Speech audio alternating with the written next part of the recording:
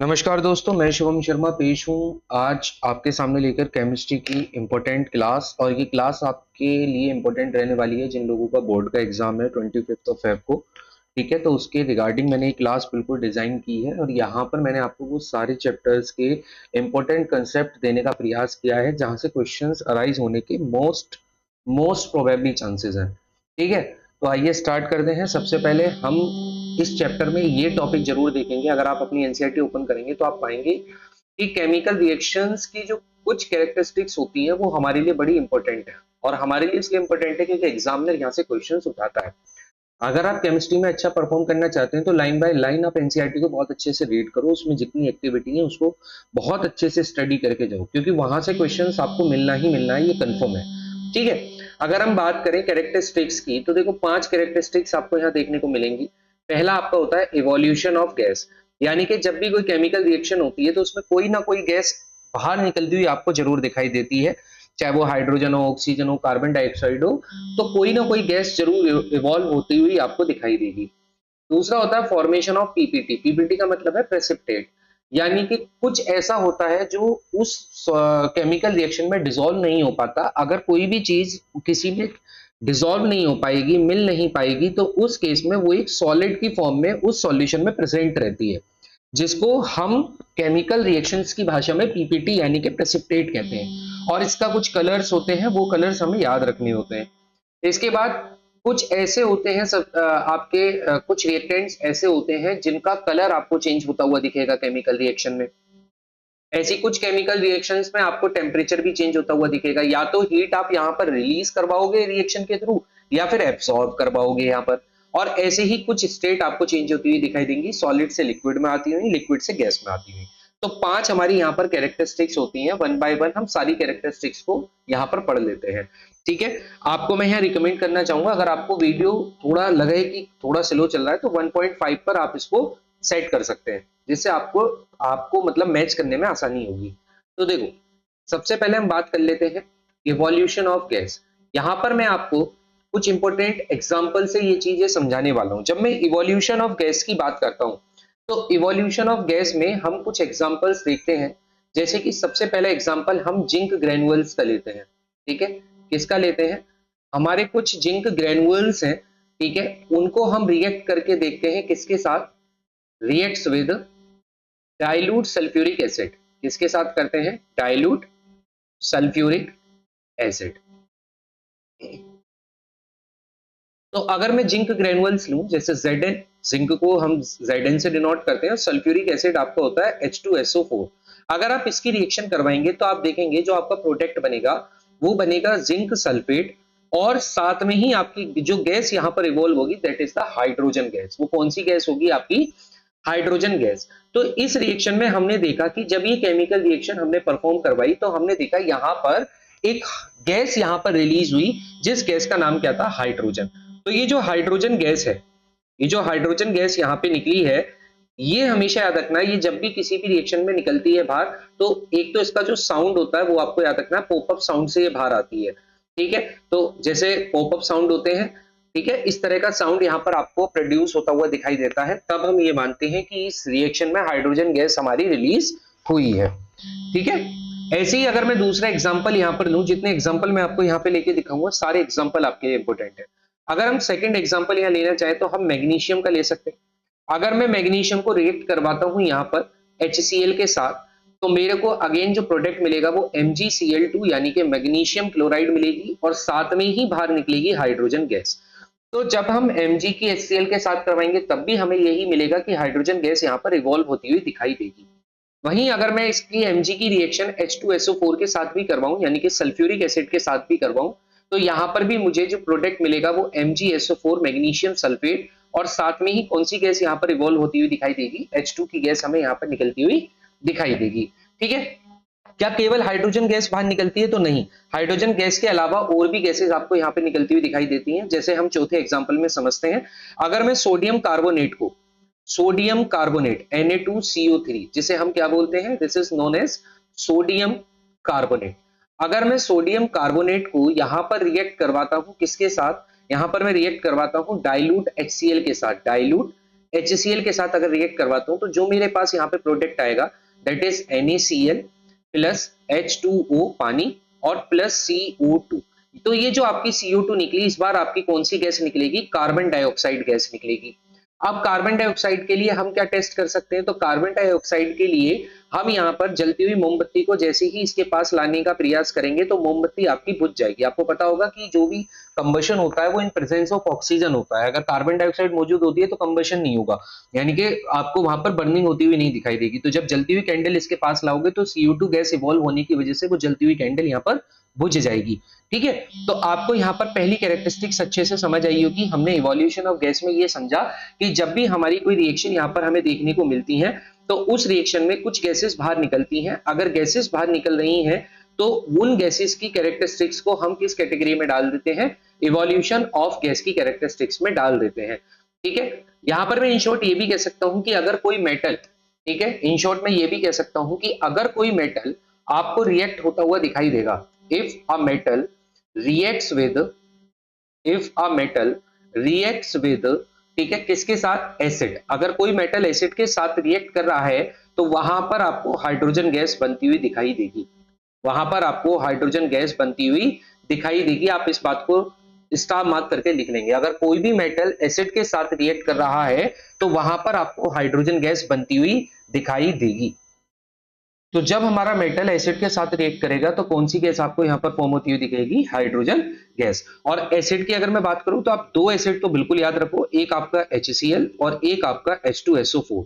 ठीक है, दोनों के साथ आपको यही रिएक्शन देखने को मिलेंगी। इसके बाद आपकी सेकंड कैरेक्टरिस्टिक्स आती है। सेकंड कैरेक्टरिस्टिक्स को समझ लेते हैं। सेकंड कैरेक्टरिस्टिक हमारी क्या थी? तो सेकंड कैरेक्टरिस्टिक थी फॉर्मेशन ऑफ पीपीटी। भाई बहुत इंपॉर्टेंट टॉपिक है फॉर्मेशन ऑफ पीपीटी। ठीक है, फॉर्मेशन ऑफ पीपीटी यानी कि प्रेसिपिटेट। फॉर्मेशन ऑफ पीपीटी की अगर हम बात करें, सेकंड की कैरेक्टरिस्टिक्स की बात करें, तो यहां पर हमें क्या चीजें देखने को मिलती हैं? फॉर्मेशन ऑफ पीपीटी में सबसे इंपॉर्टेंट आपका पहला ही एग्जांपल आ जाता है जिसकी आपको रिएक्शन भी मिलेगी। अभी आप आगे एक्टिविटी देखोगे तो वहां आपको एक रिएक्शन भी मिलेगी। देखो, अगर मैं PbNO3 जिसे मैं लेड नाइट्रेट कहता हूं, this is known as the lead nitrate, अभी सबके नीचे मैं सबका नाम लिख दूंगा। अगर मैं इसकी रिएक्शन पोटेशियम आयोडाइड के साथ करवाता हूं तो यहां मेरा जो प्रोडक्ट बनता है वो बड़ा इंपॉर्टेंट है। एक बनता है लेड आयोडाइड और उसी के साथ निकलता है हमारा जो बाहर की तरफ निकलता है that is potassium nitrate KNO3। ठीक है, मैं बैलेंसिंग कंडीशन में लिख देता हूं इसको। कोई भी केमिकल रिएक्शन बैलेंस करनी इसलिए भी जरूरत होती है क्योंकि हम उसमें लॉ ऑफ कंजर्वेशन ऑफ मास को सेटिस्फाई करते हैं। Number of reactants, number of products, number of atoms जो है रिएक्टेंट में, नंबर ऑफ एटम्स जो प्रोडक्ट में, उसको हम सेटिस्फाई करते हैं। ठीक है, होमोजिनिटी बनाते हैं वहां पर।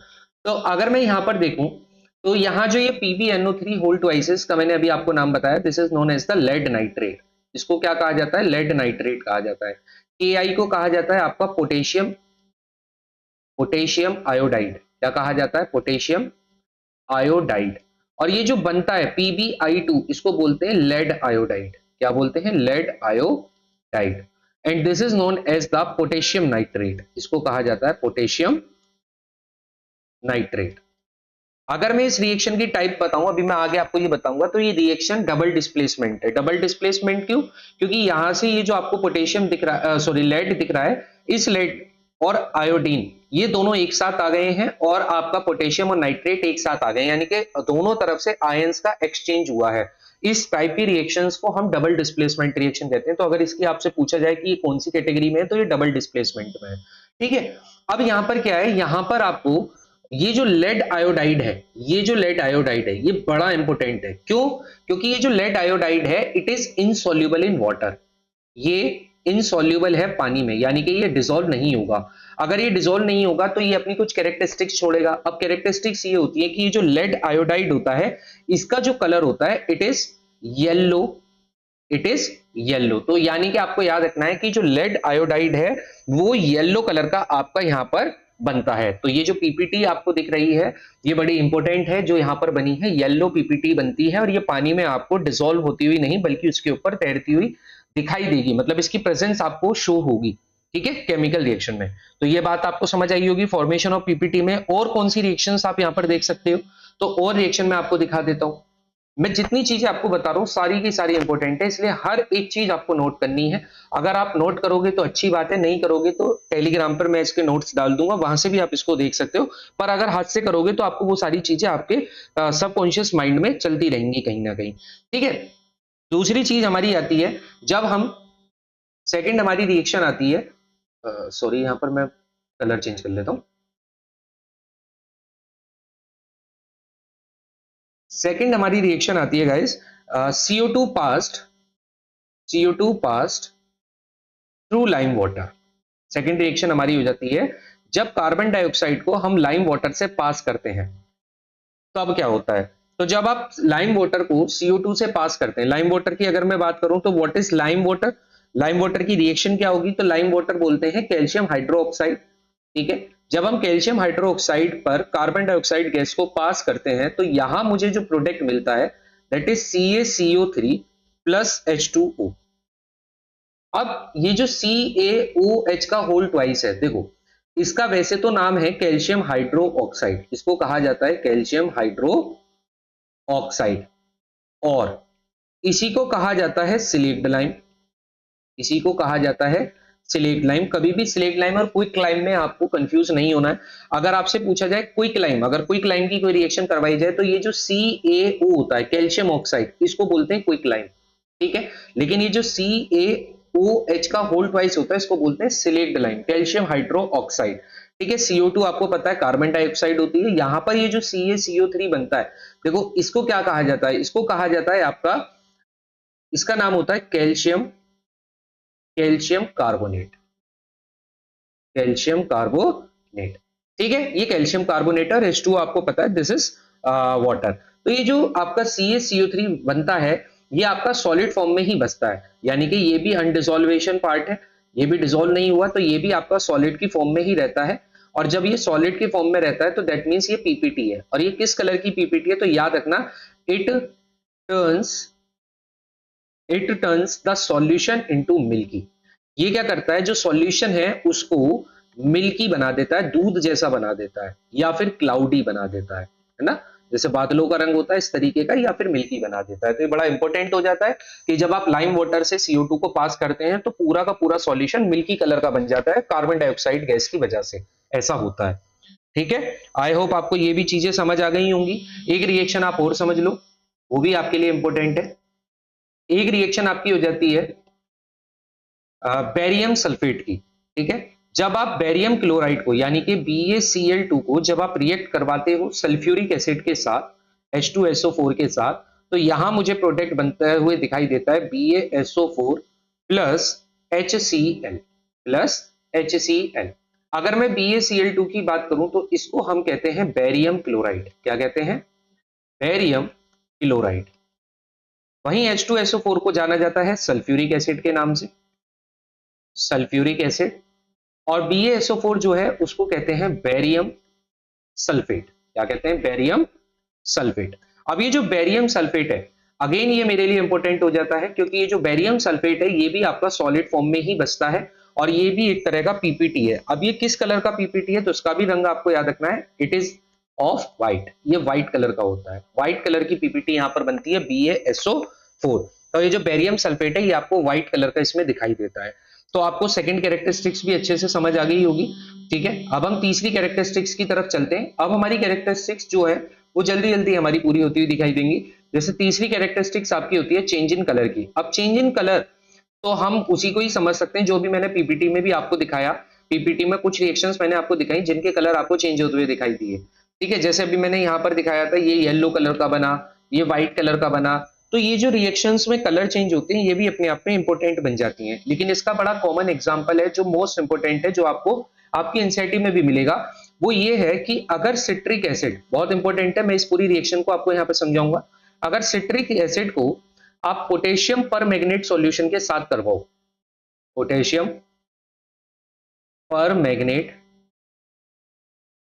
सॉल्यूशन, इसके साथ अगर आप इसकी रिएक्शन को करवाओगे तो यहां पर आपको जो मिलेगा दैट इज कि जो पोटेशियम पर मैग्नेट सॉल्यूशन है, जो पोटेशियम पर मैग्नेट सॉल्यूशन है उसका जो कलर है इट विल बी डिसअपियर। वो क्या हो जाएगा? डिसअपियर हो जाएगा। डिसअपियर का मतलब क्या होता है? कलरलेस हो जाएगा। अब ये रिएक्शन इसलिए इंपॉर्टेंट हो जाती है, तो इस रिएक्शन को भी मैं लिखवा देता हूं। अगर हम सिट्रिक एसिड की बात करें तो देखो, सिट्रिक एसिड का जो फॉर्मूला होता है वो होता है आपका C6H8O7।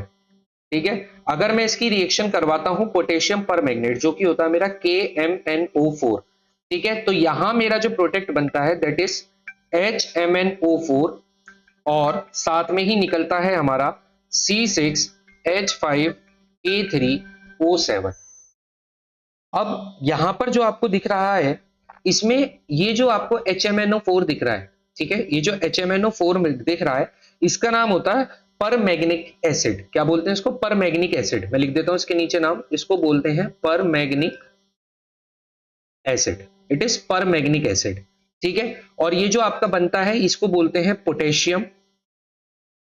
Potassium isocitrate. KMnO4 ये तो आपका पोटेशियम परमैग्नेट ही है, और C6H8O7 को सिट्रिक एसिड कहा जाता है। तो यहां पर क्या होता है, जब सिट्रिक एसिड की रिएक्शन पोटेशियम परमैग्नेट के साथ करवाई जाती है, तो यहां पर पोटेशियम परमैग्नेट का जो कलर होता है वो धीरे धीरे डिसअपियर होता हुआ चला जाता है। ठीक है। डिसअपियर होने का जो कारण है वो ये है कि इसमें एक स्ट्रॉन्ग ऑक्सीडाइजिंग एजेंट है और एक रिड्यूसिंग एजेंट है। तो याद रखना, ये जो आपको दिख रहा है इट इज रिड्यूसिंग एजेंट, ये आपका रिड्यूसिंग एजेंट है।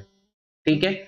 वहीं आपको ये जो पोटेशियम परमैग्नेट है इसके बारे में बहुत बार पूछा जाता है, इसको याद रखना, it is strong oxidising agent. ये बहुत स्ट्रॉन्ग ऑक्सीडाइजिंग एजेंट है। तो KMnO4 स्ट्रॉन्ग ऑक्सीडाइजिंग एजेंट है। जब इसकी रिएक्शन आपके सिट्रिक एसिड के साथ होती है तो यहां पर पोटेशियम परमैग्नेट का जो कलर है वो डिसअपियर हो जाता है। ठीक है, यानी कि कलरलेस हो जाता है। तो चेंज इन कलर में ये बड़ी इंपॉर्टेंट रिएक्शन आपकी हो जाती है। इसके बाद एक और आपकी रिएक्शन में करवा देता हूं इसमें। ठीक है। हर एक चीज हमारे लिए इंपॉर्टेंट है, इसलिए एनसीईआरटी बहुत अच्छे से पढ़नी है। एनसीईआरटी में आपको जितनी रिएक्शंस दिखेंगी वो सारी आपके लिए इंपॉर्टेंट है। अब इसकी दूसरी रिएक्शन आपको देख लो। अगर हम सल्फर डाइऑक्साइड को पास करें, SO2 को अगर हम पास करें इससे एसिडिफाइड पोटेशियम डाइक्रोमेट सॉल्यूशन, तो आपको यहां पर क्या देखने को मिलेगा? यहां पर जो कलर है वो ऑरेंज से ग्रीन हो जाएगा। अब देखो कैसे, इस रिएक्शन को भी समझते हैं। देखिए, जब पोटेशियम डाइक्रोमेट आपको बोलते हैं, इसका फॉर्मूला होता है K2Cr2O7। इसको डाइक्रोमेट सॉल्यूशन कहा जाता है। जब आप सल्फर डाइऑक्साइड इसमें पास करते हैं, और क्योंकि ये एसिडिफाइड है तो यहां पर आप एसिड भी लेते हैं H2SO4। जब आप इसकी रिएक्शन करवाते हैं तो आपके पास प्रोडक्ट बनते हुए आते हैं K2SO4 Cr2SO4 का होल थ्राइस, और साथ में निकलता है वाटर। ठीक है। अब ये जो आपने लिखा है यहां पर, अब इसके बारे में हम डिस्कस कर लेते हैं। तो ये जो K2Cr2O7 है, इसको मैंने बता दिया, this is known as potassium dichromate. अब इसका याद रखना, इसका जो ओरिजिनल कलर होता है ये ऑरेंज होता है। कैसा कलर होता है? ऑरेंज कलर होता है। लेकिन जब सल्फर डाइऑक्साइड इससे पास करी जाती है तो इसका जो कलर होता है, ये K2SO4 बनता है, पोटेशियम सल्फेट बोलते हैं इसको, तो ये किस कलर का हो जाता है? ग्रीन कलर का हो जाता है। तो यहां आपने देखा कलर चेंज होता हुआ, ऑरेंज से ग्रीन कलर हुआ। ठीक है। तो ये जो पोटेशियम डाइक्रोमेट सॉल्यूशन का कलर ऑरेंज से ग्रीन हुआ है, इसलिए इसको हम तीसरी कैरेक्टरिस्टिक्स में डाल दें, that is change in colour. ठीक है। बाकी ये जो Cr2O7 है भाई, इसको हम बोलते हैं क्रोमियम सल्फेट। क्या बोलते हैं? It is chromium sulphate. इसको क्रोमियम सल्फेट कहते हैं। इसको पोटेशियम सल्फेट कहते हैं। H2SO4 बता चुका हूं, सल्फर डाइऑक्साइड है। ठीक है। सल्फर डाइऑक्साइड एसिडिक होती है नेचर में, ये भी याद रखना। ठीक है। इसके बाद अगली कैरेक्टरिस्टिक हमारी आती है, अब नेक्स्ट कैरेक्टरिस्टिक की तरफ बढ़ते हैं। चौथी कैरेक्टरिस्टिक हमारी हो जाती है चेंज इन टेम्परेचर।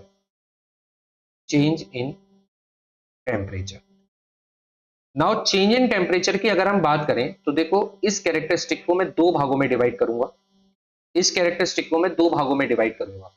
एक में जो आपका टेम्परेचर होगा वो राइज करेगा, यानी कि बढ़ेगा, और एक में आपका जो टेम्परेचर है वो फॉल करेगा, यानी कि घटेगा। जब टेम्परेचर राइज करेगा तो इसका मतलब उस केस में आपकी जो हीट है वो रिलीज होगी, क्या होगी, हीट रिलीज होगी। और जब टेम्परेचर फॉल होगा तो उस केस में आपकी जो हीट है वो एब्सॉर्ब होगी। ठीक है, जब किसी भी रिएक्शन में हीट आपकी रिलीज होती हुई दिखाई दे तो समझ जाना वो रिएक्शन आपकी किसकी है, टेम्परेचर राइजेस की है। और इसके लिए एक नाम हम यहां पर देते हैं, बहुत बार आपने ये भी नाम जरूर सुना होगा, जब हीट रिलीज होती है तो इसको कहा जाता है एक्सोथर्मिक रिएक्शन। और जब हीट एब्सॉर्ब होती है तो इसको कहा जाता है दोस्तों एंडोथर्मिक रिएक्शन। एंडो में हीट एब्सॉर्ब होती है और एक्सो में हीट रिलीज हो जाती है। ठीक है, तो जब एक्सोथर्मिक की बात आती है तो एक्सोथर्मिक के कुछ एग्जांपल्स आप यहां पर पढ़ सकते हैं। जैसे जैसे कुछ एग्जांपल्स आपको एक्सोथर्मिक में देखने को मिलते हैं। अब एक्सोथर्मिक की अगर मैं बात करूं तो सबसे कॉमन एग्जांपल है आपका रेस्पिरेशन।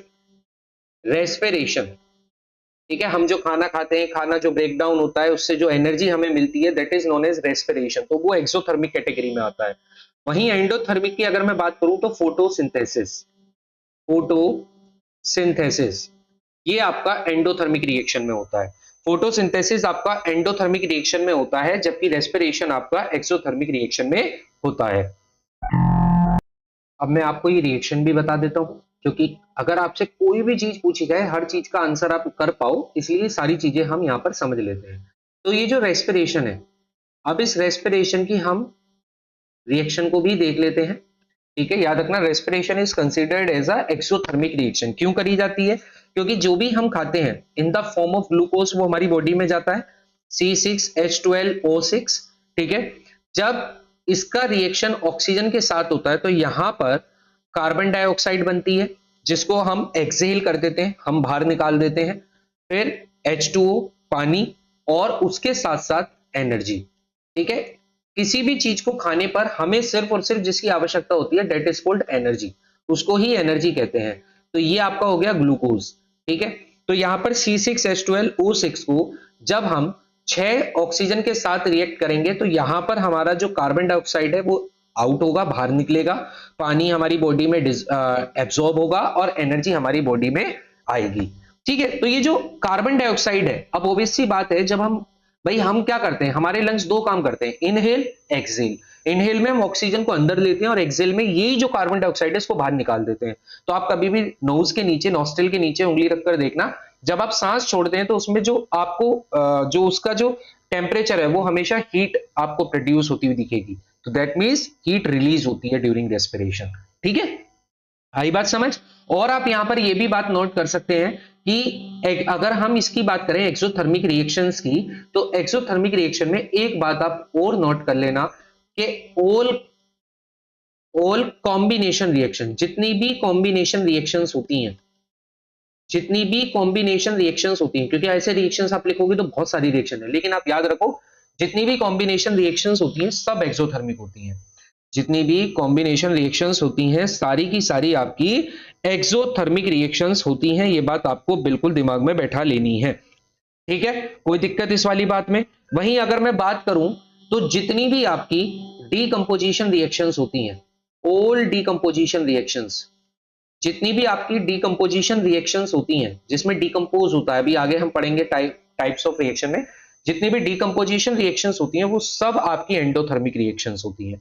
ठीक है, अब उसके बाद हमने और क्या डिस्कस करना था, उसके बाद हमें डिस्कस करना था हमारा फोटोसिंथेसिस प्रोसेस। अब हम फोटोसिंथेसिस प्रोसेस को भी देख लेते हैं कि फोटोसिंथेसिस कैसे होता है। ठीक है, तो उसको भी आप देख लो। अब ये जो फोटोसिंथेसिस है ये मैंने आपको बता दिया, फोटोसिंथेसिस हमारा एंडोथर्मिक रिएक्शन के अंतर्गत आता है क्योंकि इसमें हीट एब्सॉर्ब करवाई जाती है। जैसे अब आपको पता है प्लांट्स क्या लेते हैं, कार्बन डाइऑक्साइड लेते हैं। ठीक है, और जब इसके साथ वाटर के मॉलिक्यूल्स मिलते हैं in the presence of sunlight, in the presence of sunlight and chlorophyll, chlorophyll, तो क्या होगा, ये ग्लूकोज में ब्रेक डाउन होगा C6H12O6 और ऑक्सीजन हमारे को देगा। ठीक है, ऑक्सीजन हमारे को देगा। अब हम इसको अगर बैलेंस करें तो अभी बैलेंसिंग मैं आपको बताऊंगा भाई बैलेंसिंग कैसे करते हैं, मैंने क्वेश्चन बैलेंसिंग का भी डाला हुआ है तो टेंशन नहीं लेनी है। ठीक है, तो ये जो फोटोसिंथेसिस रिएक्शन है ये भी आपको मिलती हुई दिख गई, यहां पर इसको हम ग्लूकोज बोलेंगे, ग्लूकोज। तो ये जो रेस्पिरेशन है इसको मैंने बता दिया, ये एक्सोथर्मिक होता है, यहां पर हीट आपकी रिलीज होती है, वहीं फोटोसिंथेसिस के लिए हीट एब्सॉर्ब की जाती है, तो इसको हम बोलते हैं एंडोथर्मिक। सनलाइट एब्सॉर्ब करवाता है ना हीट को, तो सनलाइट जब पड़ती है तभी तो फोटोसिंथेसिस पूरा कंप्लीट होता है, without in the absence of sunlight तो फोटोसिंथेसिस हो नहीं सकता। तो इसलिए आपको ये वाली बात याद रखनी है कि एंडोथर्मिक रिएक्शन का एग्जांपल क्या होगा, सारे डिकम्पोजिशन रिएक्शंस और फोटोसिंथेसिस। ठीक है, और अब हमारी लास्ट आती है कैरेक्टरिस्टिक्स, जिसका नाम था change of state. Change of a state, जब स्टेट चेंज होती है। स्टेट चेंज का मतलब क्या होता है, देखो अगर मैं स्टेट की बात करूं, खाली स्टेट की बात करूं, तो स्टेट यहां पर आपको, ये जो स्टेट है ये आपको चार दिखेंगी, सॉलिड होगा, लिक्विड होगा, गैस होगा, ठीक है, और एक साहब होता है एक्वस। एक्वस सॉल्यूशन यानी कि जिनमें पानी के अंदर आप जो चीज मिला देते हो, that is called aqueous solution. Solid के लिए सिंबल इस्तेमाल करते हैं एस, लिक्विड के लिए एल, गैस के लिए जी, और एक्वस के लिए इंपॉर्टेंट है ए क्यू। तो जब भी आप कोई रिएक्शन देखते हो अगर उसके आगे ए क्यू लिखा हुआ है, दैट मींस वाटर डिसॉल्व है उसके अंदर, वो एक्वस सॉल्यूशन है। ठीक है, सॉलिड आपको पीपीटी जितने भी मिलते हैं, जितने भी प्रेसिपिटेट है, सब सॉलिड फॉर्म में ही होते हैं। ठीक है, और लिक्विड केस में आपको पता ही है, लिक्विड में पानी हो गया या कोई भी अदर चीज जो फ्लो कर सकती है वो लिक्विड में मिलेगी, और गैस आप जानते हैं कार्बन डाइऑक्साइड, ऑक्सीजन, हाइड्रोजन सब गैस है। ठीक है, तो चेंज ऑफ स्टेट में हम यहां पर एक ही एग्जांपल कंसीडर करेंगे, that is the burning of wax. Burning या फिर कंबशन, एक ही बात है। ठीक है, बर्निंग या फिर कंबशन ऑफ ए वैक्स, जो मोम होता है, जब हम इसका कंबशन करते हैं तो यहां पर स्टेट चेंज होती हुई हमारे को दिखाई देती है। कैसे स्टेट आपको चेंज होती हुई दिखाई देती है, तो ये भी देख लेते हैं। जब हम ऐसा करते हैं, जब वैक्स को बर्न करते हैं, तो इस केस में आपको CO2 गैस रिलीज करते हुए दिखाई देती है, CO2 गैस। ठीक है, और क्या होता है, CO2 के साथ साथ पानी के कुछ मॉलिक्यूल्स आपको यहां पर दिखाई देते हैं, और जो वैक्स है वो आपका कंबशन जिसका करवा रहे हो वो सॉलिड फॉर्म में है। तो यानी कि यहां पर आपको सारी स्टेट मौजूद दिख रही है। जो ये वैक्स है it is in solid form, जो ये CO2 है it is in liquid form, and this is H2O, sorry, ये जो CO2 है it is in gaseous form, और जो H2 है it is in liquid form. तो आपको दिखा स्टेट चेंज होती है, सॉलिड, गैस, लिक्विड, ये सब आपको दिख रही हैं। तो ये चेंज ऑफ स्टेट का एग्जांपल हो जाता है। ठीक है, क्या हर एक रिएक्शन केवल एक ही कैरेक्टरिस्टिक्स रख सकती है, तो नहीं, ऐसी बहुत सारी रिएक्शंस होती हैं जो एक से ज्यादा कैरेक्टरिस्टिक्स रखती हैं। जैसे अगर मैं बात करूं स्टार्टिंग में हम जाएं, ठीक है, स्टार्टिंग में हम यहां जाएं, तो मैंने आपको यहां पर बताया था इवोल्यूशन ऑफ गैस के बारे में। मैंने बोला इसमें हाइड्रोजन गैस बाहर निकलती है, बट उसके साथ साथ अगर आप यहां देखोगे तो यहां पर हीट एब्जॉर्ब हो रही है या रिलीज हो रही है, हीट एब्जॉर्ब हुई है या रिलीज हुई है, तो ऑब्वियस सी बात है यहाँ हीट रिलीज होगी। तो ये सब एक्सोथर्मिक रिएक्शन थी। तो एक कैरेक्टरिस्टिक तो है कि इवोल्यूशन हो रहा है गैस का, और दूसरी कैरेक्टरिस्टिक्स भी इसके साथ है कि इसमें हीट भी रिलीज हो रही है, तो टेम्परेचर राइज होगा। ठीक है, इस तरीके से चीजें आपको देखने को मिलती हैं। जैसे यहाँ पर कलर भी चेंज हो रहा है और पीपीटी भी बन रहा है, एक ही साथ दो कैरेक्टरिस्टिक्स एग्जिस्ट कर रही हैं। तो इस तरीके से एक से ज्यादा कैरेक्टरिस्टिक्स इस रिएक्शन के पास हो सकती हैं। आई होप आपको ये पांचों की पांचों कैरेक्टरिस्टिक्स समझ आई होंगी। जितनी रिएक्शंस बताई हैं बहुत अच्छे से स्टडी करनी है। नाउ आता है टाइप्स ऑफ केमिकल रिएक्शन। ठीक है, अब ये जो टाइप्स ऑफ केमिकल रिएक्शंस हैं, आई होप, वैसे तो मेरे को उम्मीद है कि सभी को आता होगा टाइप्स ऑफ केमिकल रिएक्शन। जैसे हम कॉम्बिनेशन की बात करते हैं, डिकम्पोजिशन रिएक्शन कहते हैं, डिस्प्लेसमेंट कहते हैं, डबल डिस्प्लेसमेंट कहते हैं, एंड रिडॉक्स रिएक्शन कहते हैं। ठीक है, अब वैसे अगर हम इसको समझाएं तो भाई कॉम्बिनेशन रिएक्शन आप जानते हो, जब आपका दो या दो से ज्यादा रिएक्टेंट एक साथ केमिकली कंबाइन करवाए जाते हैं तो एक सिंगल प्रोडक्ट बनता है। जिस रिएक्शन में आपको सिंगल प्रोडक्ट बनता हुआ दिखाई दे, जैसे आपने कहा H2 प्लस O2, अगर इनको मिलाओगे तो क्या बनेगा H2O। तो आप देखो रिएक्टेंट साइड दो हैं लेकिन प्रोडक्ट एक ही बना, तो ऐसी रिएक्शंस को कॉम्बिनेशन रिएक्शन कहा जाता है। इसके तो नाम में ही है कंबाइन करना, एक से ज्यादा चीजों को एक साथ कंबाइन करके सिंगल प्रोडक्ट बनाती है। वहीं अगर आप डिकम्पोजिशन रिएक्शन की बात करोगे तो डिकम्पोजिशन में रिएक्टेंट एक ही होता है, इसको हम दो या दो से ज्यादा हिस्सों में तोड़ देते हैं, इसको बोला जाता है डिकम्पोजिशन रिएक्शन। अभी मैंने आपको बताया जितनी कॉम्बिनेशन रिएक्शन है सब एक्सोथर्मिक है, और जितनी डिकम्पोजिशन रिएक्शन है सब एंडोथर्मिक है, क्योंकि डिकम्पोजिशन बिना हीट के एब्जॉर्ब किए हो ही नहीं सकता। भाई आप किसी भी चीज को अगर ब्रेक डाउन करते हो तो इसको तोड़ने के आपके पास तीन तरीके होते हैं। ठीक है, डिकम्पोजिशन को ब्रेक डाउन करने के तीन तरीके होते हैं। अगर हम डिकम्पोजिशन की बात करें डीकम्पोजिशन की बात करें तो वी हैव थ्री वे, हमारे पास तीन तरीके हैं यहां पर। पहला तरीका क्या होता है, अगर हम हीट प्रोड्यूस करके ऐसा कर रहे हैं तो हम उसको बोलते हैं थर्मल डीकम्पोजिशन। सनलाइट की प्रेजेंस में कर रहे हैं तो फोटोन डीकम्पोजिशन, और इलेक्ट्रिसिटी के प्रेजेंस में कर रहे हैं तो इलेक्ट्रोलाइसिस, उसको कहा जाता है इलेक्ट्रोलाइसिस। देखो मोस्टली आपको थर्मल डीकम्पोजिशन में ही देखने को मिलेंगी, मोस्टली रिएक्शंस आपका थर्मल डीकम्पोजिशन का ही पार्ट होंगी। फोटोन में आपको दिखेगा सिल्वर क्लोराइड, ठीक है, जो सिल्वर क्लोराइड होता है, सिल्वर क्लोराइड ये आपको देखने को मिलेगी रिएक्शन। जैसे सिल्वर क्लोराइड की कुछ चीजें होती हैं तो उसका जो कलर है वो आपको फेड होता हुआ दिखाई देता है जब आप उसमें सनलाइट का एक्सपोजर करते हो, तो वो इसका फोटोन डिकम्पोजिशन का एग्जांपल है। इलेक्ट्रोलाइसिस में आपको NaCl सॉल्ट का डिकम्पोजिशन इलेक्ट्रोलाइसिस देखने को मिलता है, या फिर पानी का H2O का, इन दोनों का इलेक्ट्रोलाइसिस देखने को मिलता है। बाकी सारी रिएक्शन थर्मल डिकम्पोजिशन में होती है, बाकी सारी रिएक्शन थर्मल डिकम्पोजिशन में रिएक्शन होती हैं। और थर्मल की पहचान होती है कि जब भी आप कोई रिएक्शन करोगे तो इसके प्रोडक्ट के ऊपर जो ये एरो है, इस एरो के ऊपर आपको ये ट्रायंगल दिखाई देगा। इस ट्रायंगल का मतलब होता है कि यहाँ पर हीट अप्लाई करी गई है, इसका मतलब क्या होता है, हीट का साइन होता है ये, ठीक है।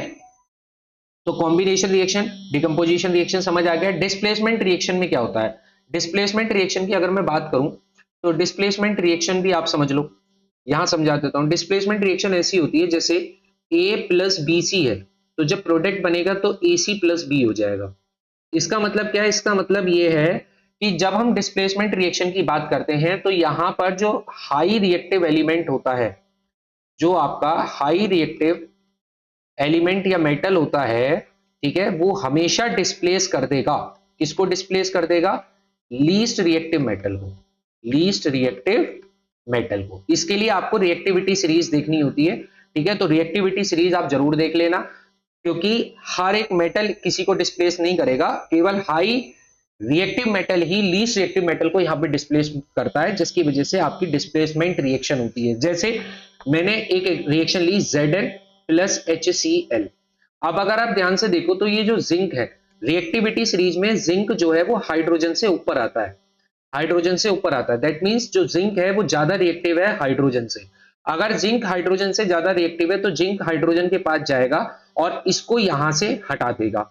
जब इसको यहां से हटाएगा तो खुद इसकी जगह जुड़ेगा और बनेगा ZnCl2। अब आप कहोगे जी H कहां जाएगा, तो H कहीं नहीं जाएगा, H हाइड्रोजन गैस की फॉर्म में बाहर निकल जाएगा, ठीक है। तो कहने का मतलब क्या है कि जब भी highest reactive element least reactive element को डिस्प्लेस करेगा तो ऐसी रिएक्शन हमेशा डिस्प्लेसमेंट रिएक्शन कहलाती है। डबल डिस्प्लेसमेंट रिएक्शन में ये दोनों साइड से होता है। डबल डिस्प्लेसमेंट रिएक्शन में एक्सचेंज ऑफ आयंस होता है, जैसे AB और इधर है CD, तो आयंस एक्सचेंज हो जाते हैं AC प्लस BD। तो यहाँ डबल साइडेड एक्सचेंज देखने को मिलता है। डबल डिस्प्लेसमेंट तो बहुत आसान है पहचाननी, ठीक है। अभी मैंने आपको लेड वाली जो रिएक्शन करवाई थी उसमें डबल डिस्प्लेसमेंट रिएक्शन था, कहां गया, ये वाली भी, ये भी डबल डिस्प्लेसमेंट है। देखो BA SO4 के साथ चला गया, Cl H के साथ चला गया, तो क्या हुआ, BA ने SO4 को चेंज अपने साथ ले लिया और H ने Cl को अपने साथ, यानी कि दोनों तरफ से आयंस एक्सचेंज हुआ, तो it is a type of double displacement reaction, ये डबल डिस्प्लेसमेंट रिएक्शन कहलाएगी। रिडॉक्स की बात करोगे, रिडॉक्स में दो चीजें होती हैं, एक होता है ऑक्सीडेशन, ठीक है, और एक आपका होता है रिडक्शन। अगर ऑक्सीडेशन की बात करें तो या तो यहां पर ऑक्सीजन ऐड होती है या फिर रिमूव होता है हाइड्रोजन। रिडक्शन में ये बिल्कुल उल्टा है, या तो हाइड्रोजन गेन होती है या फिर रिमूवल ऑफ ऑक्सीजन, ये होता है, ठीक है। आगे पांचों की पांचों टाइप्स ऑफ रिएक्शन समझ आ गई। अब पहली एक्टिविटी आपके पास आती है, अब जल्दी जल्दी आपका काम कंप्लीट होगा, ठीक है, अब क्योंकि आप पूरा बेसिक पढ़ के आ गए। अब देखो पहली एक्टिविटी आपको आपकी एनसीईआरटी में मिलेगी, आप जब मैग्नीशियम रिबन को बर्न करते हो तो इसका ऑब्जर्वेशन बड़ा इंपॉर्टेंट है। उससे पहले मैं आपको समझा दूं, जब भी हम मैग्नीशियम को बर्न करते हैं तो उससे पहले हम मैग्नीशियम को रब करते हैं।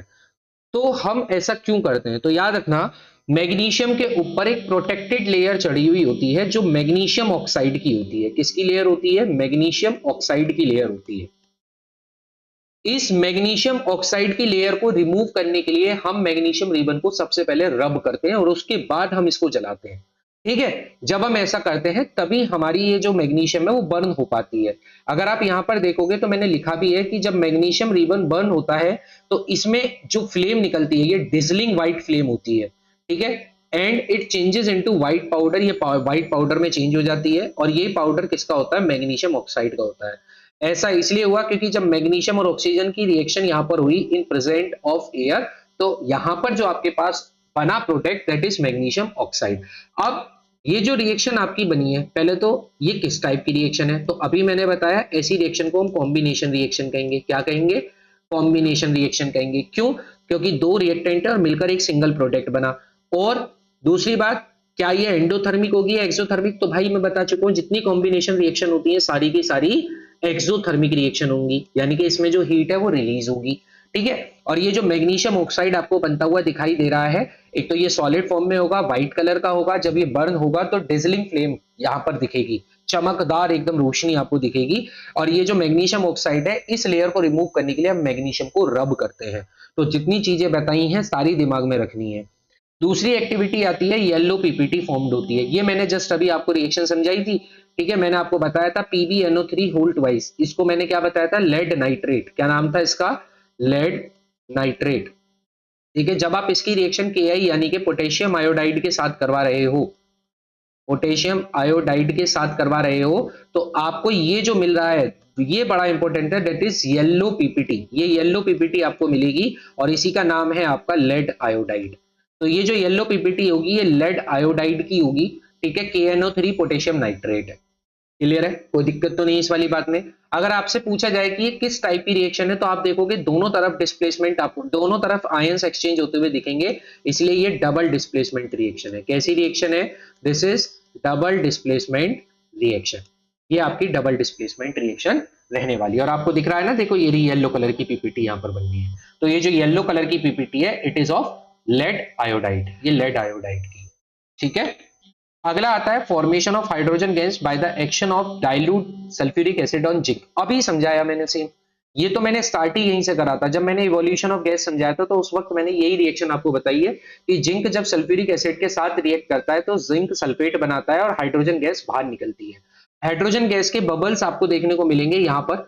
ठीक है, यहाँ पर आपको देखने को मिलेंगे हाइड्रोजन गैस के बबल्स। ये कॉनिकल फ्लास्क है, जिंक के कुछ ग्रेनुअल्स यहाँ पड़े हुए हैं और इसमें हमने सल्फ्यूरिक एसिड को मिलाया है। जैसे सल्फ्यूरिक एसिड जिंक के साथ आएगा तो रिएक्शन होगी और रिएक्शन होने की वजह से हाइड्रोजन गैस यहाँ पर बाहर निकलेगी। ठीक है, हाइड्रोजन गैस यहाँ पर बाहर निकलेगी। ये कौन से टाइप की रिएक्शन है? तो यहाँ दोनों तरफ एक्सचेंज नहीं हुआ है, जिंक ने हाइड्रोजन को हटाया और खुद उसकी जगह जुड़ा है, तो ये सिंगल डिस्प्लेसमेंट है, इसलिए इसको क्या कहा जाएगा? ये आपकी कहलाएगी डिस्प्लेसमेंट रिएक्शन। कौन सी रिएक्शन होगी? डिस्प्लेसमेंट रिएक्शन होगी। ठीक है, सब चीज आपको अच्छे से समझनी है। ऐसी ही आपको बात करते हैं चेंज इन टेम्परेचर से रिगार्डिंग। आपने एक अभी कैरेक्टरिस्टिक पढ़ी थी, अब उससे ही सवाल आ गया। देखो, अब जब सिलेक्ट लाइम फॉर्म होती है, जब सिलेक्ट लाइम फॉर्म होती है, जब आप कैल्शियम ऑक्साइड को पानी के साथ रिएक्ट करते हो, ये जो कैल्शियम ऑक्साइड है गाइस, इसका एक नाम और याद रखना, इसको क्विक लाइम भी कहते हैं। क्या कहते हैं? Quick lime. जब कैल्शियम ऑक्साइड और वाटर की रिएक्शन आप करते हो तो यहां पर आपको कैल्शियम हाइड्रो ऑक्साइड बनता हुआ दिखता है, जिसे हम सिलेक्ट लाइम कहते हैं। और ये जो सिलेक्ट लाइम होता है, इसके साथ साथ बहुत सारी हीट भी रिलीज होती है, जिसकी वजह से जब आप इस बीकर को हाथ लगाओगे तो you feel very very hot. ठीक है, आप बहुत ही ज्यादा हॉट यहां पर फील करोगे। और ऐसा इसलिए होगा क्योंकि इस रिएक्शन में जो टेम्परेचर है वो आपका राइज कर जाएगा, बढ़ जाएगा। और ये आप तो पता है आपको, ऐसा क्यों हो रहा है? सिंगल प्रोडक्ट बन रहा है। अगर सिंगल प्रोडक्ट बन रहा है कॉम्बिनेशन रिएक्शन, और कॉम्बिनेशन रिएक्शन में टेम्परेचर आपको राइज ही होता हुआ दिखेगा। यानी कि ये जो रिएक्शन है ये आपकी कैसी रिएक्शन होने वाली है? एक्सोथर्मिक रिएक्शन होने वाली है। ठीक है, it is of exothermic reaction. अगला आपको यहां पर देखने को मिलेगा heating the boiling tube containing crystal of ferrous sulphate. ये जो क्रिस्टल ऑफ फेरस सल्फेट है, देखो पहली बात तो क्रिस्टल, क्रिस्टल जब आपके होते हैं जब फेरस सल्फेट के साथ कुछ पानी का मॉलिक्यूल्स मौजूद होगा। तो अगर मैं FeSO4 की बात करूं तो याद रखना इसके साथ हमेशा पानी के 7 मॉलिक्यूल्स होते हैं, यानी कि एक फेरस सल्फेट एटम के साथ 7 वाटर मॉलिक्यूल्स मौजूद होते हैं। और इसका जो कलर होता है वो भी याद रखना, it is of pale green. कैसा कलर होता है इसका? पेल ग्रीन होता है ना, ग्रीन कह दो, पेल ग्रीन कह दो। तो ये जो फेरस सल्फेट के क्रिस्टल हैं ये पेल ग्रीन कलर के होते हैं।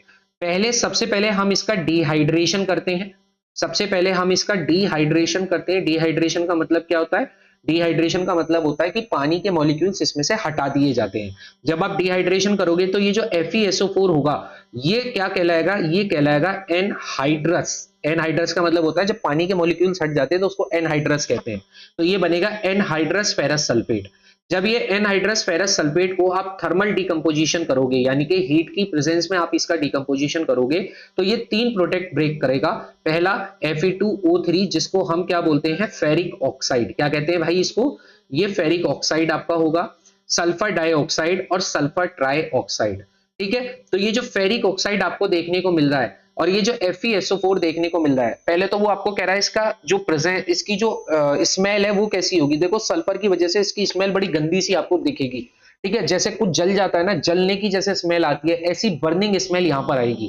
कैसी आएगी, बर्निंग स्मेल आएगी, जलने फूकने वाली जो स्मेल होती है। और ये जो बर्निंग स्मेल आ रही है ये सल्फर की वजह से ही आ रही है, सल्फर मौजूद है इसलिए बर्निंग स्मेल आपको यहां पर देखने को मिलेगी। ठीक है, और अगर हम बात करें इसका कलर कैसे चेंज होगा, तो ये जो FeSO4 है ये आपका ग्रीन कलर का होता है भाई। जब ये रिएक्शन होगी तो ये जो फेरिक ऑक्साइड बनेगा ये व्हाइट कलर का हो जाएगा, यानी कि ग्रीन से व्हाइट कलर आपको यहां देखने को मिलेगा। तो चेंज ऑफ कलर वाली जो कैरेक्टरिस्टिक है वो भी यहां पर आपको देखने को मिलेगी। अच्छा, एक कैसे टाइप की रिएक्शन है, तो आप देखो रिएक्टेंट एक है लेकिन प्रोडक्ट इतने सारे बनने, दैट मींस ये कैसी रिएक्शन हो जाएगी, डीकंपोजिशन रिएक्शन हो जाएगी। और डीकंपोजिशन रिएक्शन अभी मैंने सारी बता दी, ये किस टाइप की होती है, एंडोथर्मिक रिएक्शन। क्या होगी, एंडोथर्मिक होगी, इसमें हीट आपकी एब्सॉर्ब करवाई जाएगी। और ये किस तरह का डीकंपोजिशन है, थर्मल डीकंपोजिशन। ठीक है, इसके बाद आपका आता है लेड नाइट्रेट। लेड नाइट्रेट को जब आप हीट करते हो तो एमिशन होता है नाइट्रोजन डाइऑक्साइड का। तो अब हमारी सबसे इंपॉर्टेंट रिएक्शन आती है, सबसे इंपॉर्टेंट एक्टिविटी आती है जिसका नाम है इलेक्ट्रोलाइसिस ऑफ वाटर। अगर मैं इलेक्ट्रोलाइसिस ऑफ वाटर की बात करूं तो इलेक्ट्रोलाइसिस ऑफ वाटर में हम क्या करते हैं, पानी के मॉलिक्यूल्स को ब्रेक डाउन करते हैं। यानी कि वाटर का मॉलिक्यूल्स होता है आपका H2O, हम यहाँ पर H2O को ब्रेक डाउन करते हैं और उससे बनाते हैं H पॉजिटिव और OH नेगेटिव आयंस। अगर आप H2O को, इसका अगर आप आयनाइजेशन देखोगे तो आपको क्या मिलेगा कि H2O के अंदर H पॉजिटिव आयंस और OH नेगेटिव आयंस यहाँ पर मौजूद होंगे। ठीक है, अब अगर हम इस सेटअप को देखें तो इस सेटअप में हमने एक बीकर लिया हुआ है और इस बीकर के अंदर दो हमने इलेक्ट्रोड्स लगा रखे हैं। दोनों इलेक्ट्रोड्स को हमने बैटरी के टर्मिनल से कनेक्ट किया हुआ है। ठीक है, अब ये जो बैटरी का टर्मिनल आपको यहाँ दिख रहा है, एक टर्मिनल पॉजिटिव है और एक टर्मिनल आपका यहाँ पर नेगेटिव है। तो ये जो एनोड है, अब याद रखना, ये जो आपका एनोड है, इस एनोड को हम कनेक्ट करते हैं बैटरी के पॉजिटिव टर्मिनल के साथ, और ये जो आपका कैथोड है इसको हम कनेक्ट करते हैं बैटरी के नेगेटिव टर्मिनल के साथ। ठीक है, तो हम ये कह सकते हैं कि एट एनोड, अगर हम एनोड की बात करें जो कि हमारा कैसे टर्मिनल पर है, पॉजिटिव टर्मिनल, तो एनोड पर भी कुछ आपको रिएक्शंस देखने को मिलती हैं और कुछ रिएक्शंस आपको कैथोड पर देखने को मिलती हैं। और कैथोड आपका किससे कनेक्ट है, नेगेटिव टर्मिनल ऑफ बैटरी के साथ।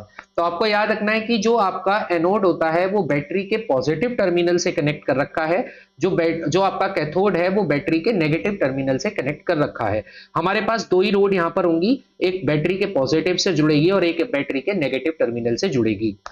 इस पानी के अंदर एसिड भी मौजूद होगा क्योंकि pure water is not a good conductor of electricity, that's why इसको अच्छा कंडक्टर बनाने के लिए इसमें हम एसिड की भी कुछ मात्रा यहाँ पर मिलाएंगे। ठीक है, इसके बाद आपको यहाँ पर देखने को मिलेंगे स्टॉपर विस्टॉपर, ये तो सब लगे हुए हैं, स्विच विच, ठीक है, उससे हमें कोई लेना देना नहीं है। अब क्या होगा, जब ये रिएक्शन होगी, जब ये इलेक्ट्रोलाइसिस हो रहा होगा तो आयंस ब्रेक डाउन होंगे, H पॉजिटिव आयंस बनेंगे और OH नेगेटिव आयंस बनेंगे। अब याद रखना, ये जो पॉजिटिव आयंस होते हैं, ये जो पॉजिटिव आयंस होते हैं इसको कहा जाता है कैटायंस। क्या कहा जाता है, कैटायंस। और जो ये नेगेटिव आयंस होते हैं इसको कहा जाता है एनायंस। तो जो कैटायंस होंगे वो किसके पास जाएंगे और जो एनायंस होंगे वो किसके पास जाएंगे। तो आपने इलेक्ट्रिसिटी में, जब आपने फिजिक्स में पढ़ा होगा कि opposite charges always attract each other, यानी कि जो पॉजिटिव चार्ज होगा वो नेगेटिव की तरफ भागेगा और जो नेगेटिव चार्ज होगा वो पॉजिटिव टर्मिनल की तरफ भागेगा। तो अगर OH नेगेटिव की बात करूं तो OH नेगेटिव किसकी तरफ भागेगा, OH नेगेटिव भागेगा एनोड की तरफ, क्योंकि OH है नेगेटिव और एनोड है पॉजिटिव, तो दोनों के बीच में क्या होगा, अट्रैक्शन होगा। तो जब OH नेगेटिव इसकी तरफ भागेगा, ठीक है, और जो आपका H पॉजिटिव आयंस है वो कैटायन है, कैटायन भागेगा नेगेटिव टर्मिनल की तरफ, तो वो भागेगा यहां पर कैथोड पर। तो आपको एक चीज पता चल गई कि एनोड पर नेगेटिव टर्मिनल नेगेटिव आयंस पहुंचेंगे और कैथोड पर पॉजिटिव आयंस पहुंचेंगे। तो ये बात बहुत इंपॉर्टेंट है, इलेक्ट्रोलाइसिस ध्यान से समझते रहना यहां पर। ठीक है, इसके बाद क्या होता है, जो ये एनोड होता है, क्योंकि ये पॉजिटिव चार्ज से कनेक्ट है, इसलिए इसके पास डेफिशिएंसी है, इसलिए इसके पास कमी रहती है किसकी, इलेक्ट्रॉन्स की, इसके पास इलेक्ट्रॉन्स की कमी है। तो जैसे ही इसके पास इलेक्ट्रॉन्स की कमी है तो क्या करेगा, ये जो OH नेगेटिव है इसके पास इलेक्ट्रॉन ज्यादा है, तो ये अपने इलेक्ट्रॉन को इसको डोनेट कर देगा। जब ये अपना इलेक्ट्रॉन इसको डोनेट कर देगा तो इससे जब इलेक्ट्रॉन निकलेगा तो ये अपने आप को ब्रेक डाउन कर देगा किसमें, ऑक्सीजन में। ठीक है, किसमें टूट जाएगा, ऑक्सीजन में टूट जाएगा। अगर हम इसकी बैलेंसिंग देखें तो बैलेंसिंग होगी, अगर 4 आपके पास मॉलिक्यूल पहुंचे OH नेगेटिव के, तो 4 ही इलेक्ट्रॉन उसने यहां से आपसे खींच लिए, और इसी तरीके से आपके पास जो गैस बनेगी that is O2। Oxygen gas जो हो जाएगी वो कहां डिपोजिट हो जाएगी, आपकी एनोड पर। तो आपको पता चल गया कि ऑक्सीजन गैस जो मेरी प्रोड्यूस होकर आपकी डिपोजिट होगी दैट इज ऑन एनोड, वो एनोड पर होगी। फिर कैथोड की बात करें तो कैथोड पर कैटायन पहुंचेगा। कैटायन क्योंकि यहाँ नेगेटिव है तो यहाँ अबंडेंस है, यहाँ बहुत ज्यादा इलेक्ट्रॉन्स मौजूद ऑलरेडी हैं।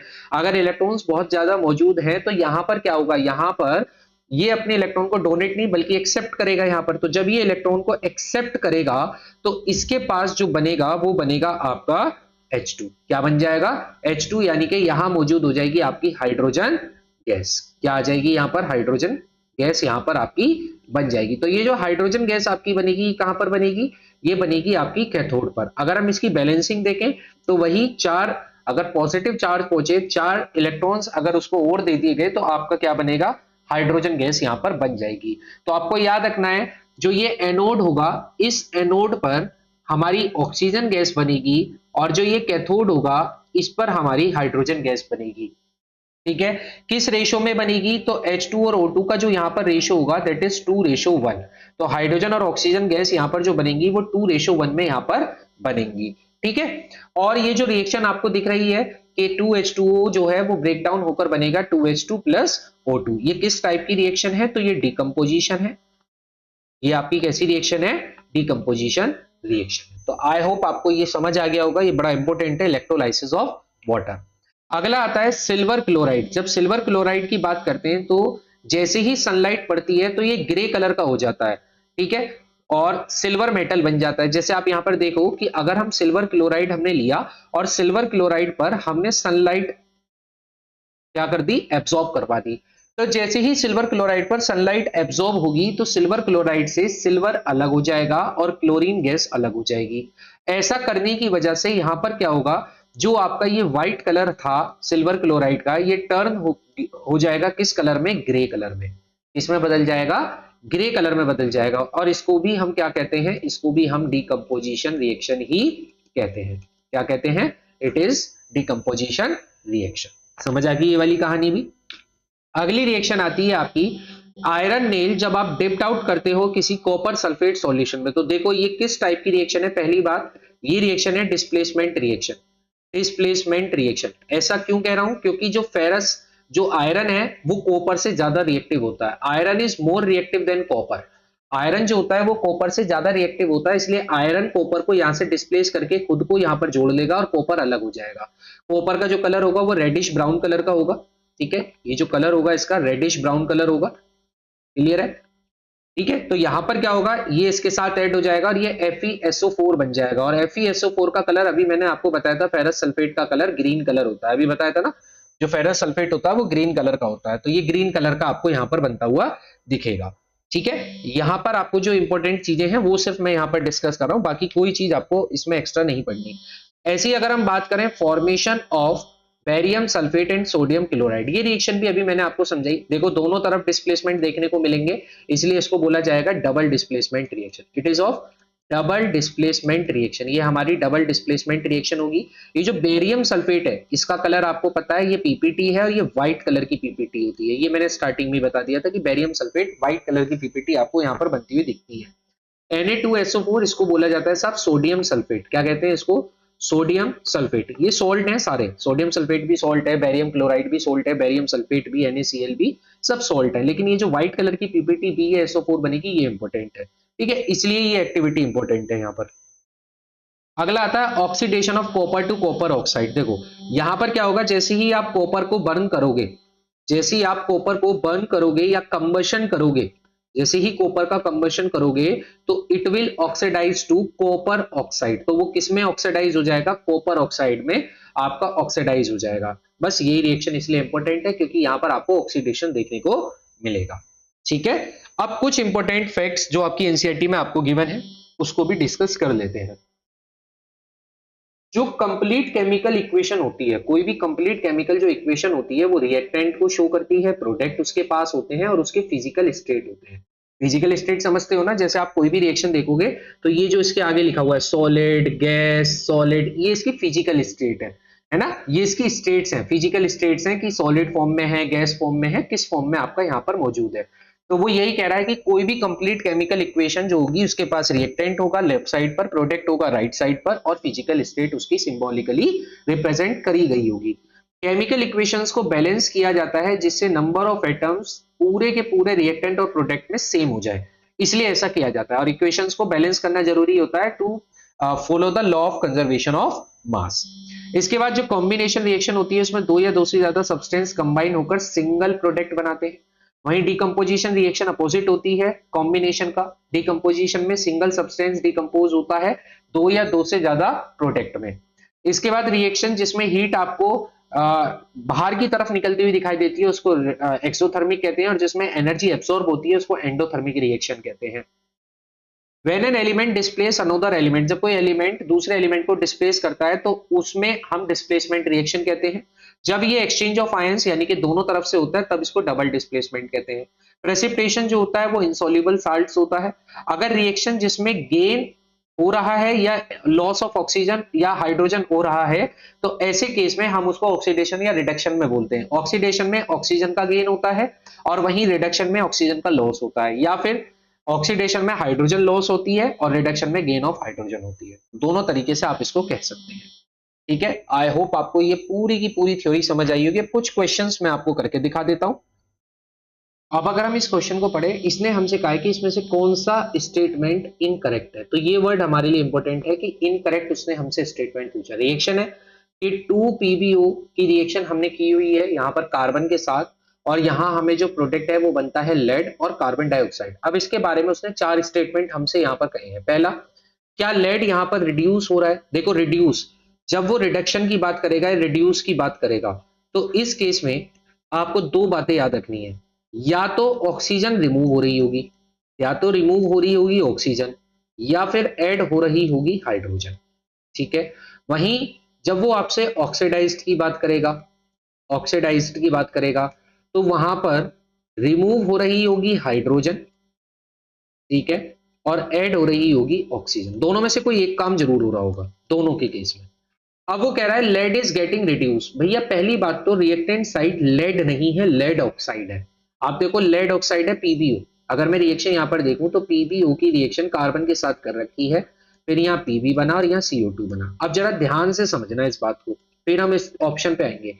ये जो लेड ऑक्साइड है ये लेड बन गई, जो कार्बन डाइऑक्साइड है ये कार्बन डाइऑक्साइड बन गई। तो जो लेड ऑक्साइड है इस पूरे लेड ऑक्साइड का रिडक्शन हुआ, पूरे लेड ऑक्साइड का रिडक्शन हुआ, तभी तो ऑक्सीजन खत्म हो गई यहाँ पर। अगर ऑक्सीजन रिमूव हो गई, अगर ऑक्सीजन रिमूव हो गई तो रिडक्शन कहते हैं या नहीं कहते? कार्बन पे ऑक्सीजन नहीं थी पर यहाँ ऑक्सीजन आ गई तो ऑक्सीडाइज में ऐड हो जाती है ऑक्सीजन, तो इसको बोलेंगे ऑक्सीडेशन। एक रिएक्शन में अगर रिडक्शन हो रहा है तो दूसरा हमेशा ऑक्सीडेशन ही होगा। ठीक है, और दोनों एक ही साथ मौजूद होंगे। तो अब आपने देखा कि जो लेड ऑक्साइड है वो तो रिड्यूस हुई है और जो कार्बन है वो ऑक्सीडाइज हुई है। अब देखो लेड ऑक्साइड रिड्यूस हुई है, बात बिल्कुल सही है। कार्बन ऑक्सीडाइज हुआ है, ये भी बात बिल्कुल सही है। लेकिन भैया ये दोनों बात गलत है। पहले, अब दोनों बातों में अंतर है। पहला कह रहा है लेड इज गेटिंग रिड्यूस, भाई लेड रिड्यूस नहीं हुआ, पूरा का पूरा लेड ऑक्साइड ही रिड्यूस हुआ है, तो इसलिए पहला स्टेटमेंट गलत हो गया। दूसरा कह रहा है carbon dioxide oxidise, carbon dioxide oxidise नहीं हुआ, कार्बन ऑक्सीडाइज हुआ है, तो दोनों स्टेटमेंट यहां गलत हो जाते हैं। तो ए और बी दोनों गलत स्टेटमेंट है। ठीक है, समझ आ गई कहानी? ऐसे ही चीजें समझनी है वहां पर भी, ध्यान से एमसीक्यू आपको करने हैं। अगला देखो कितना आसान क्वेश्चन है, आपसे कह रहा है ये एक रिएक्शन है तो बताओ यहां पर कौन से टाइप का ये एग्जांपल आपको दिख रहा है। भाई आपको दिख रहा है, आपको यहां पर दिख रहा है एल्युमिनियम ने आयरन को डिस्प्लेस कर रखा है। आप देखो एल्युमिनियम आयरन की जगह आ गया यहां पर, तो डिस्प्लेसमेंट रिएक्शन है। कौन सी रिएक्शन है? Displacement reaction. अगला कह रहा है what happens when dilute HCl is added to iron filing. भाई अगर आप डाइल्यूट HCl को आयरन के साथ ऐड करोगे तो एक बात तो आप कंफर्म लिख लो, अभी मैंने बताया था कोई भी मेटल अगर एसिड के साथ रिएक्ट करेगा तो एक गैस हमेशा निकलती है जिसका नाम है हाइड्रोजन गैस, हाइड्रोक्लोरिक एसिड यानी कि HCl। और इसकी रिएक्शन आप Fe के साथ करवा रहे हो, आयरन के साथ करवा रहे हो, ठीक है। क्या होगा यहाँ पर, कौन सी गैस आपको निकलती हुई दिखाई देगी? क्या क्लोरीन गैस होगी? तो नहीं, क्लोरीन गैस तो बिल्कुल नहीं होगी, तो ये ऑप्शन तो खत्म हो गया। रिएक्शन तो होगी यहाँ पर, ठीक है। Iron salt and water are formed, तो आयरन सॉल्ट और वाटर आपको यहाँ फॉर्म्ड होता हुआ देखेगा, वाटर नहीं मिलेगा क्योंकि ऑक्सीडेशन नहीं होगा। तो hydrogen gas and iron chloride are produce, ये बिल्कुल बात सही है। जब ये रिएक्शन होगी तो बनेगा FeCl2 प्लस H2, यहाँ पर हाइड्रोजन गैस बाहर निकलेगी, ठीक है, हाइड्रोजन गैस बाहर निकलेगी। अब देखो बैलेंसिंग, अब एक बैलेंस मैं करके दिखाऊंगा, बाकी बैलेंसिंग आप करेंगे, ठीक है। बड़े सिंपल तरीके से समझाऊंगा, कोई भी एक एग्जांपल उठा लेते हैं, चलो ये वाला उठा लेता हूं। यहां लिखा हुआ है NaCl plus AgNO3 gives AgCl plus NaNO3, ठीक है। अगर हम इसकी बात करें तो NaCl का मतलब सोडियम क्लोराइड, AgNO3 का मतलब सिल्वर नाइट्रेट, ये बनेगा सिल्वर क्लोराइड और ये होगा सोडियम नाइट्रेट, ठीक है। अब आपको क्या करना है, आपको बस ये चेक करना होता है कि यहाँ जितने एलिमेंट है रिएक्टेंट साइड, एक तो उतने ही एलिमेंट आपको प्रोडक्ट साइड मिलेंगे, ये तो निश्चित है। कोई भी एलिमेंट ऐसा नहीं होगा जो रिएक्टेंट साइड मौजूद है वो प्रोडक्ट में नहीं होगा, हर चीज आपको प्रोडक्ट में भी मिलेगी, रिएक्टेंट में भी।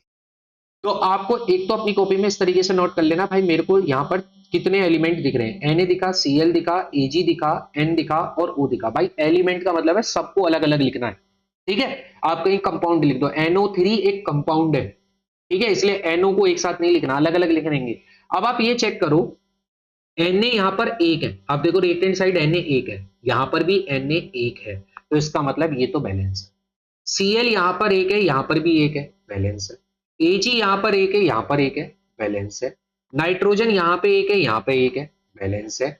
ऑक्सीजन यहाँ तीन है और यहाँ तीन है, ये तो बैलेंस है। तो इसको तो आपको बैलेंस ही नहीं करना भाई, ये तो रिएक्शन ही बैलेंसिंग में मिली, ठीक है। दूसरी रिएक्शन ले लेते हैं, कोई दिक्कत नहीं है, ये चारों ही मेरे को बैलेंस करनी है। यहाँ मैं ये वाली ले लेता हूँ, BaCl2 प्लस H2SO4, ठीक है, गिव्स BaSO4। यहाँ मिनिमम नंबर लिखना होता है मैं बैलेंसिंग करने के लिए, मैक्सिमम नहीं कि आप 14 15 16 इतना बड़े बड़े नंबर लिखो, 2 3 5 बस खत्म कहानी, 6 हद से हद 6 आ जाएगा, ठीक है।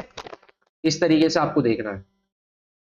भाई Ba एक है, यहाँ पे भी Ba एक है, बैलेंस है। क्लोरीन दो है और यहाँ क्लोरीन एक है, दिख गया ना, यहाँ क्लोरीन के दो एटम है जबकि यहाँ क्लोरीन का एक एटम है। अब दो बनाना है तो यहाँ इसके नीचे 2 मत बना लेना। अब आप कहोगे जी मैं 2 नीचे क्यों नहीं लगा सकता, क्योंकि मेरे भाई बैलेंसिंग करने वक्त आपको फॉर्मूला चेंज नहीं करना होता। HCl फॉर्मूला है, HCl2 कोई फॉर्मूला नहीं है, इसलिए किसी भी तरीके से फॉर्मूले में चेंज नहीं होना चाहिए। आप बैलेंसिंग ऐसे करोगे कि फॉर्मूला चेंज ना हो, अगर आपने ये 2 नीचे लगा दिया तो फॉर्मूला ही चेंज हो जाएगा, तो इसलिए आपको कभी भी फॉर्मूला चेंज नहीं करना है। तो बैलेंसिंग के लिए जो आप नंबर्स वहां पर करोगे वो हमेशा आगे लगाओगे। अब आगे लगाने से क्या होगा, देखो Cl दो थे, Cl दो हो गए, हाइड्रोजन भी दो है, अब हाइड्रोजन यहाँ पे भी दो है, बैलेंस हो गया। सल्फर एक है, सल्फर एक है, ऑक्सीजन चार है, ऑक्सीजन चार है, इट इज बैलेंस। आ गया समझ? ऐसे बैलेंसिंग करनी है और सबकी करके आप मुझे बताना, ठीक है, कमेंट सेक्शन में डाल देना, मैं चेक कर लूंगा। अब कुछ बैलेंसिंग आपको नेम से भी आ जाती है, जैसे यहां पर दे रखी है, ये वाली बैलेंसिंग कैसे करेंगे आप, तो पोटेशियम ब्रोमाइड पहले आपको फॉर्मूले बनाने पड़ेंगे, फिर उसको बैलेंस करना पड़ेगा, ठीक है। पहले आपको फॉर्मूले बनाने पड़ेंगे, फिर आपको उससे वो बैलेंस करने पड़ेंगे। समझ आ रही है वाली बात? तो इस तरीके से भी आपको बैलेंसिंग करनी है। तो मैंने ये भी क्वेश्चन ऐड करे हुए हैं, इन सबकी बैलेंसिंग भी आप मुझे कमेंट सेक्शन में डालेंगे करके। अब ये आपसे कह रहा है अ शाइनी ब्राउन कलर्ड एलिमेंट, एक शाइनी कलर का एलिमेंट है, मतलब चमकदार ब्राउन कलर का एलिमेंट है x, on heating in air becomes black in colour, जब इसको एयर में हीट करते हैं तो ये ब्लैक कलर का हो जाता है। तो बताओ इस एलिमेंट एक्स का नाम क्या है जो ब्लैक कलर का बना है। अब ऐसे क्वेश्चंस बहुत आते हैं, तो ऐसे क्वेश्चंस में कैसे आंसर करेंगे, तो ये बड़ी इंपॉर्टेंट रिएक्शन है, याद रखेंगे। जब आप कॉपर का कंबशन करते हो, कॉपर का कंबशन करते हो तो बनता है कॉपर ऑक्साइड। अब बस यही याद रख लेना, ये जो कॉपर होता है ये शाइनी ब्राउन कलर का होता है, खाली कॉपर शाइनी ब्राउन कलर का होता है। वहीं जब कॉपर ऑक्साइड बनता है तो ये ब्लैक कलर का बनता है। कैसा बनता है? ब्लैक कलर का। तो उसने यही कहा था कि एक एक्स एलिमेंट है जिसकी रिएक्शन ऑक्सीजन के साथ करने पर वो ब्लैक कलर का कंपाउंड बनाता है। तो वो जो एक्स एलिमेंट है वो कॉपर है और जो कंपाउंड है वो कॉपर ऑक्साइड है। तो एक्स क्या है? कॉपर। और कंपाउंड क्या बनेगा? जो ब्लैक कलर का कंपाउंड है दैट इज कॉपर ऑक्साइड। तो नाम और कलर दोनों याद होने चाहिए। व्हाइट वॉशिंग के लिए आप किसका इस्तेमाल करते हो ये भी आपको पता होना चाहिए। ये कह रहा है एक सॉल्यूशन है, सॉल्यूशन ऑफ सब्सटेंस है एक्स, जिसको यूज करते हैं व्हाइट वॉशिंग के लिए। एक तो इस सब्सटेंस का एक्स का नाम बताना है, इसका फॉर्मूला लिखना है और इसकी रिएक्शन आपको करनी है पानी के साथ। इसकी रिएक्शन करनी है पानी के साथ। तो ये जो एलिमेंट आपका होता है दैट इज कैल्शियम ऑक्साइड। याद रखना कैल्शियम ऑक्साइड जो होता है इसको व्हाइट वॉशिंग के लिए इस्तेमाल करा जाता है, जिसको क्विकलाइम कहते हैं। इसने कहा अगर आप इसकी रिएक्शन पानी के साथ करेंगे तो क्या होगा? तो मैंने बताया था जब क्विकलाइम पानी के साथ रिएक्ट करता है तो कैल्शियम हाइड्रो ऑक्साइड बनाता है। क्या बनाता है? Calcium hydro oxide. और बहुत सारी हीट इससे बाहर निकलती है, इसलिए इसको हाईली एक्सोथर्मिक रिएक्शन भी कहते हैं। ठीक है। तो आपसे पूछा उस एलिमेंट एक्स का नाम बताओ जो व्हाइट वॉशिंग के लिए इस्तेमाल होता है, तो वो है कैल्शियम ऑक्साइड CaO। फिर इसकी रिएक्शन आपको लिखवानी थी पानी के साथ, तो वो रिएक्शन आपकी ये होगी। आगे समझ? ठीक है। इसके बाद अगला क्या कह रहा है? आइडेंटिफाई करो इसमें ऑक्सीडाइज और रिड्यूस को। अब देखो जैसे रिएक्शन आपके पास है, ठीक है, ये रिएक्शन है Na+O2 और बन गया Na2O। आप देखो Na यहां सिंगल था और यहां Na के साथ क्या जुड़ा? ऑक्सीजन। इसका मतलब है कि ये जो Na है, Na is getting oxidise. Na यहां पर क्या हुआ है? ऑक्सीडाइज हुआ है। अरे जब तो Na के साथ ऑक्सीजन जुड़ गई प्रोडक्ट साइड। और जो O2 है वो आपका क्या हुआ है भाई? रिड्यूस, क्योंकि वो पूरा का पूरा ही खत्म हो गया। ठीक है। तो O2 क्या हुआ है यहाँ पर?